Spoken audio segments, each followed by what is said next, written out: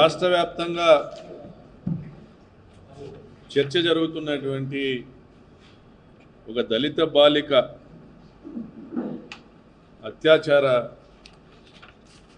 సంఘటన గురించి మాట్లాడుకోవాల్సినటువంటి సందర్భం ఇది. చాలా దురదృష్టకరమైనటువంటిది. అది అనంతపురం ఉమ్మడి జిల్లాలో కావడం, అందులోన రాప్తాడు నియోజకవర్గంలోని జరిగిన సంఘటన కావడం చాలా దురదృష్టకరం.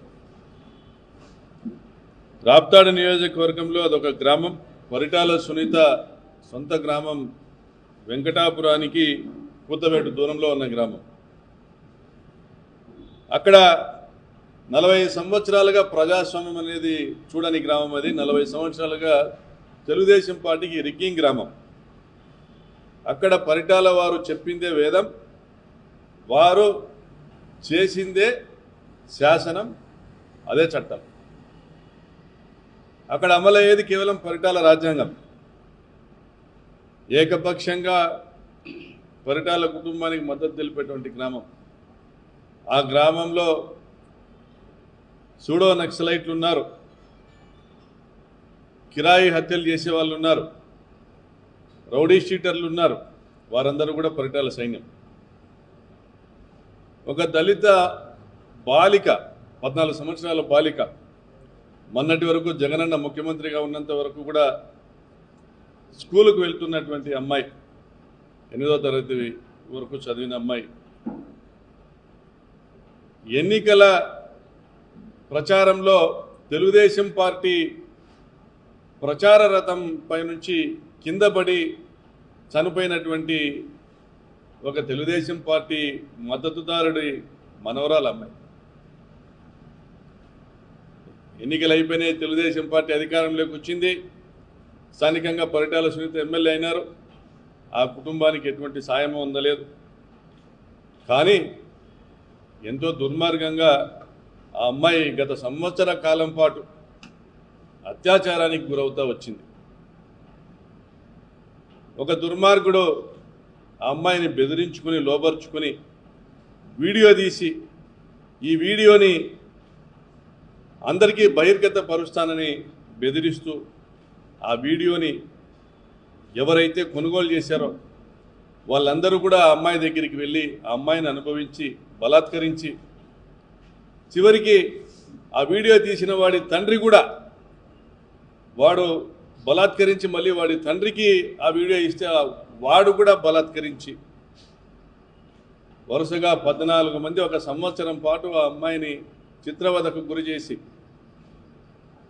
చివరికి పెద్ద మనుషుల దగ్గరికి పోయి న్యాయం కోసం అడిగితే ఆ పెద్ద మనుషులు కూడా గద్దల్లా ఆ అమ్మాయిని బలాత్కరించి, చివరికి చెప్పుకునేటువంటి పరిస్థితులు లేక, వినేటువంటి నాదుడు లేక, వీరి మొర ఆలకించే వాళ్ళు లేక, ఆ అమ్మాయికి ఆసుపత్రికి తీసుకుని వైద్యం చేయిస్తాము, అబార్షన్ చేయిస్తామని ఒక 10-15 వేల రూపాయలు ఎవరో ఒకరు సాయం చేయండి అంటే ఎవరూ సాయం చేయని పరిస్థితుల్లో, ఇది వెలుగు చూడడానికి 6 నెలల సమయం పట్టిందా ఆ అమ్మాయికి? 6 నెలల గర్భం వచ్చేంత వరకు అంటే అది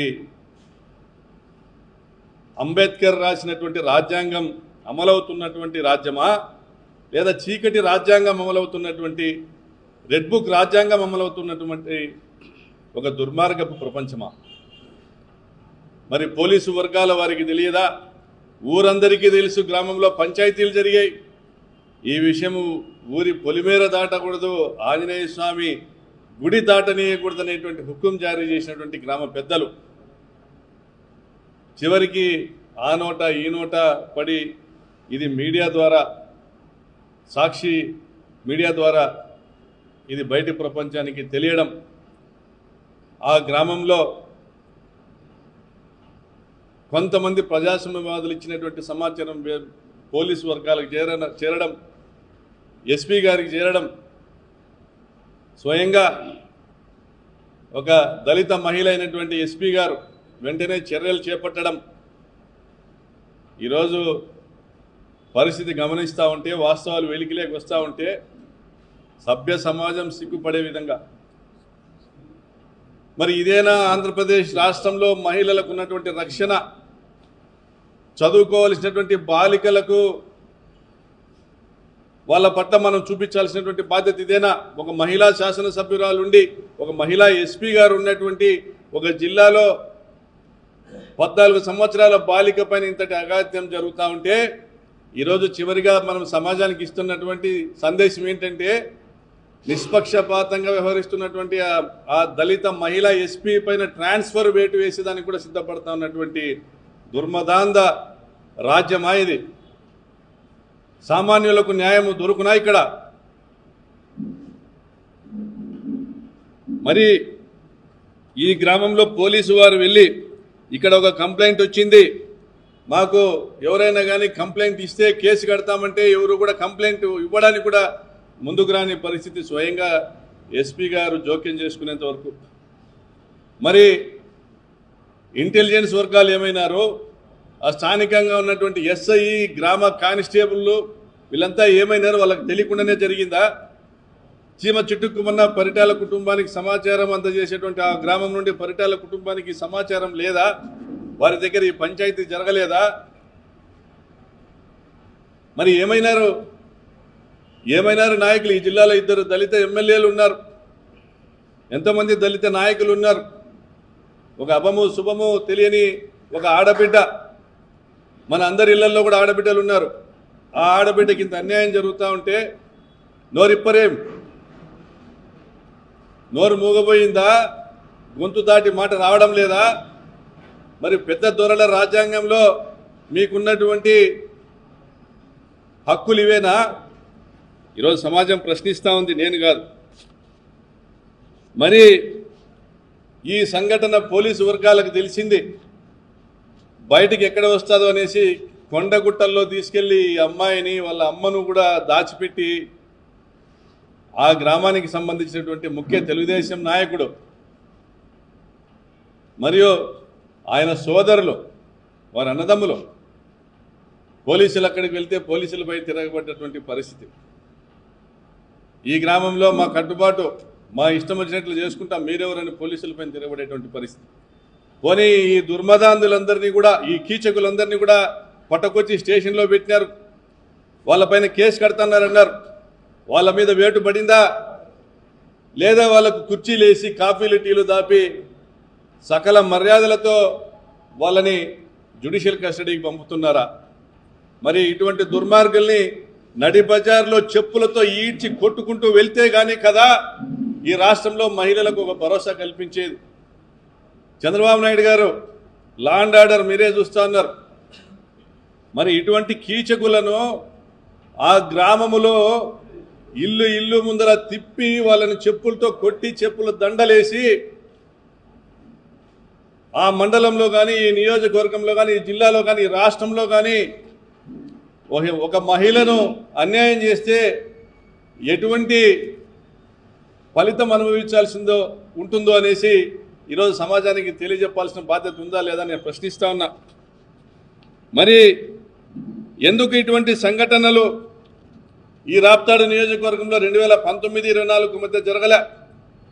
ఆ ప్రత్యేకించిన ఆ గ్రామంలో మాల ముత్యాలు అనే ఒక తెలుగుదేశం పార్టీ సానుభూతి పరుణ్ణి 15 సంవత్సరాల కింద పెనుగొండ వద్ద రైల్వే ట్రాక్ మీద శవంగా తేలితే మిస్సింగ్ కేసు నమోదు చేశారు. అప్పట్లో అది మిస్సింగ్ కేసు కాదు, మర్డర్ కేసు అని గత ప్రభుత్వంలో మా హయాంలో పోలీసులు ఛేదించి ఎవడైతే హంతకుడు ఉన్నాడో వాడిని ఆ కేసులో ముద్దాయిగా చేర్చి జిల్లా బహిష్కరణ కూడా రికమెండ్ చేయడం జరిగింది. మరి ఆ మాల ముత్యాలు కుటుంబంలో ఒకరికి ఉద్యోగం ఇవ్వడం జరిగింది. ఆ కుటుంబ సభ్యులకు 8.5 లక్షల నష్టపరిహారం చెల్లించడం జరిగింది. ఆ గ్రామంలోకి వెళ్ళి మా ఎస్ఐ గారు వెళ్ళి చట్టం అంటే ఇలా ఉంటుంది, ఇది చేస్తే చట్టరీత్యా నేరం, ఇది చేస్తే చట్టరీత్యా అది కరెక్ట్ అనేటువంటి విధంగా కౌన్సిలింగ్ చేయడం జరిగింది ప్రజలకు. పోలీసులు కట్టుదిట్టమైన చర్యలతో పాటు చట్టాన్ని ఎవరు ఉల్లంఘించినా పార్టీలు చూడం, కులాలు చూడం, మతాలు చూడం, చట్టం తన పని తాను చేసుకొని పోతుంది. వైఎస్ఆర్ కాంగ్రెస్ పార్టీకి సంబంధించిన వారికైనా దండన తప్పదని శాసనసభ్యునిగా గెలిచిన తొలినాలలో నేను ఇచ్చినటువంటి ఒక ఆడియో మెసేజ్ 5 సంవత్సరాలు నిష్పక్షపాతంగా మేము ఏదైతే పోలీసు వర్గాల వాళ్ళకి పూర్తి స్వేచ్ఛనిచ్చి ఫ్యాక్షన్ని కట్టడి చేశామో, లా అండ్ ఆర్డర్ని మెయింటైన్ చేశామో, అందువల్ల జగనన్న ముఖ్యమంత్రిగా నేను శాసనసభ్యునిగా ఉన్నప్పుడు ఎటువంటి చట్ట వ్యతిరేకమైనటువంటి కార్యకలాపాలు జరగలే, మహిళలపైన ఎటువంటి అఘాయిత్యాలు జరగలే. అప్పట్లో జరిగిన మరొక సంఘటన కూడా కొండపల్లి గ్రామంలో తెలుగుదేశం పార్టీ సానుభూతి పరురాలైన ఒక మాజీ మావోయిస్టు కుమార్తెను రేప్ చేసి చంపడం కూడా, అది కూడా తెలుగుదేశం పార్టీ కార్యకర్తలు చేయడం కూడా, అది కూడా జరిగింది. మరి నేను సిగ్గుపడతా ఉన్నా ఈరోజు మిమ్మల్ని అధికార పక్షంగా ఈరోజు చెప్పుకునేదానికి జిల్లా ప్రజలు సిగ్గుపడతా ఉన్నారు. మరి అభివృద్ధి గురించి మాట్లాడుతూ ఉన్నారు.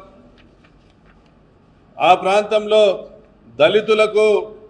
దళితులను కేవలం ఓట్ బ్యాంకుగానే మీరు చూస్తూ ఉన్నారు.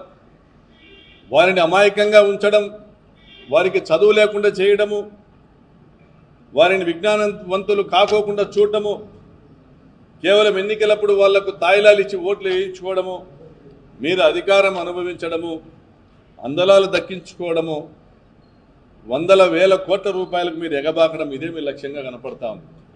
మరి అభివృద్ధి అంటే 4 రోడ్లు వేసి 4 బిల్డింగ్లు కడితే కాదు. ప్రతి కుటుంబంలో కూడా ప్రతి అమ్మాయి ప్రతి అబ్బాయి కూడా చదువుకోవాలా, విజ్ఞానం పెంపొందించుకోవాలా. ఈ సమాజంలో ఏ ఒక్కరికి మేము తక్కువ కాదు అనేటువంటి భావన వాళ్ళలో పెంపొందించాలా, వాళ్ళలో కాన్ఫిడెన్స్ లెవెల్స్ పెంపొందించాలా. కులాలు మతాలు ఇవన్నీ కూడా మనం రాసుకున్నవి కాదు. పుట్టుకతో ఎవరు కూడా తమ కులాన్ని తాము నిర్దేశించుకోలేరు. కానీ చదువుకొని ఎదుగుతా వాళ్ళు తమ భవిష్యత్తును తాము నిర్దేశించుకోగలుగుతారు. ఆ విధంగా అంబేద్కర్ గారు రాసినటువంటి రాజ్యాంగంలో గత 5 సంవత్సరాల పాటు జగన్మోహన్ రెడ్డి గారు విద్యకి ఇచ్చినటువంటి ప్రాధాన్యతతో అమ్మఒడి కావచ్చు, విద్యా దీవెన కావచ్చు, ఫీజు రీయింబర్స్మెంట్ కావచ్చు, వసతి దీవెన కావచ్చు, నాడు నేడు కావచ్చు, అనేక కార్యక్రమాలతో చదువుకొని గ్రామాల్లో అభివృద్ధి చెందండి అని ఇచ్చినటువంటి సంకేతం అది అంబేద్కర్ గారి రాజ్యాంగం మనకు సూచించింది. అంతేగాని ఈరోజు బడి మానేసినటువంటి పరిస్థితిలో, ఆ అమ్మాయి దిక్కుదేలేని పరిస్థితుల్లో, అమ్మఒడి లాంటి పథకాలు లేనటువంటి పరిస్థితుల్లో ఈరోజు తన జీవితాన్ని దాదాపుగా కోల్పోయేటువంటి పరిస్థితి వచ్చినందుకు మనమంతా సిగ్గుతో తల ఉంచుకోవాలా. నేను ప్రశ్నిస్తా ఉన్నా, జిల్లా ఎస్పీ గారు నిష్పక్షపాతంగా మీరు వ్యవహరించండి. ఈ దుస్సంఘటనను ఖండించేటువంటి ప్రతి ఒక్క నాగరికుడు కూడా మీ వెంట నిలబడతాడు. మిమ్మల్ని ట్రాన్స్ఫర్ చేయాలా, ఎవరినో కాపాడటానికి, ఇందులోని కీచకులను కాపాడటానికి మిమ్మల్ని ట్రాన్స్ఫర్ చేయాలని ఎవరు ప్రయత్నం చేసినా అది ఎవరు కూడా సహించరు.